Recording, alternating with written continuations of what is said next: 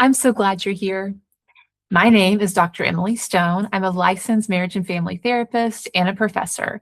This is not therapy, but this is information I share in therapy. So, dear listener, let's begin. Let's start with differentiation. Differentiation is how close I can be to you without losing me, or how close you can be to me without me wanting you to lose you. Differentiation is best understood in context of understanding enmeshment and disengagement. So enmeshment is I need you to think like me, believe like me, have the same opinions I do in order for us to be close. I cannot tolerate you being different than me and being close to me. I'm not able to self-soothe enough to be present with someone who is different than me and not treat them any differently, right? Disengagement is, in some ways, flip side of the same coin. Being close to you, if you're different, is so hard for me that I need to disengage. In fact, sometimes we'll see in a relationship where there's been enmeshment, and suddenly there's disengagement.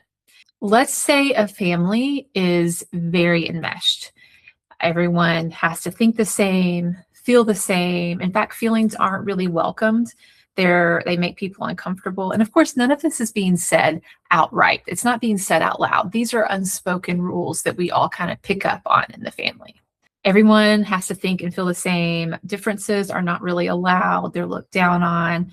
And so when a teenager hits adolescence, it is developmentally appropriate for an adolescent to have different feelings, to have different opinions. And if the system cannot tolerate that, then the only options for that adolescent is either to enmesh, which means they're going to hide. They're going to hide who they are. They're going to hide their opinions. They're going to hide their thoughts, which long-term does not bode well for the family system or the relationship. Or they are going to completely disengage. They actually might run away into another relationship where they get enmeshed. And that can feel so good. Like, oh my gosh, in this family over here, I had to think like them, feel like them. I had to have their opinions. I couldn't have my own beliefs. It was intolerable. And there's lots of conflict. And so I had to get out of there. And I get out of there. And then I find myself in this other relationship where it feels like I can be myself. And it feels so good to escape that enmeshment by disengaging into this relationship. And if that relationship follows the enmeshment theme, if that relationship begins to look like we have to think the same, feel the same, look the same, then a lot of times what happens down the road is that one partner, it becomes intolerable because they have to hide and they're not able to be themselves. They can't speak their feelings. They can't share feelings because their feelings are so uncomfortable for the other person that they then will find relief by disengaging. And maybe they'll enmesh into an activity. Maybe they get divorced. Maybe they disengage into a relationship. It can look lots of different ways. Differentiation looks like, hey, we're talking and I love you, I care about you, and you come to me and you disagree with me on something. And I'm able to hold that and not feel threatened. I don't feel overwhelmed. I'm like, okay, you have a different feeling or opinion than me.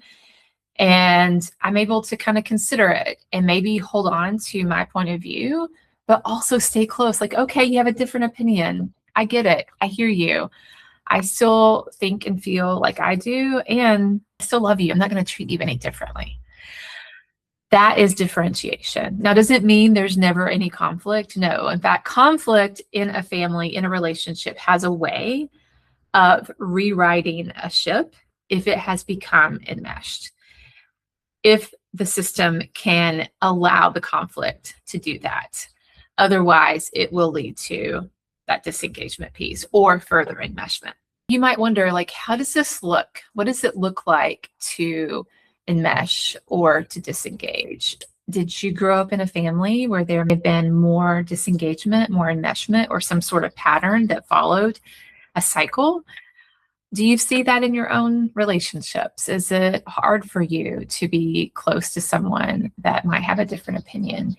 Do you find yourself backing away if someone has a disagreement, and it's like almost like maybe you cut off relationships when there is a difference between the two of you?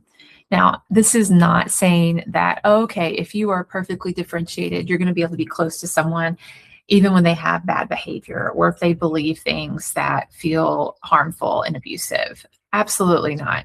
Huge caveat there. And it might be something worth sitting with and asking yourself. This has been another letter from a therapist. You can read or listen more at my Substack, dremilystone.substack.com.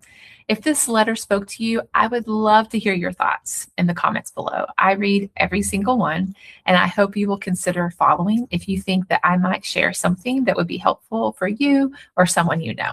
Until next time, may your mind be steady and your heart be open.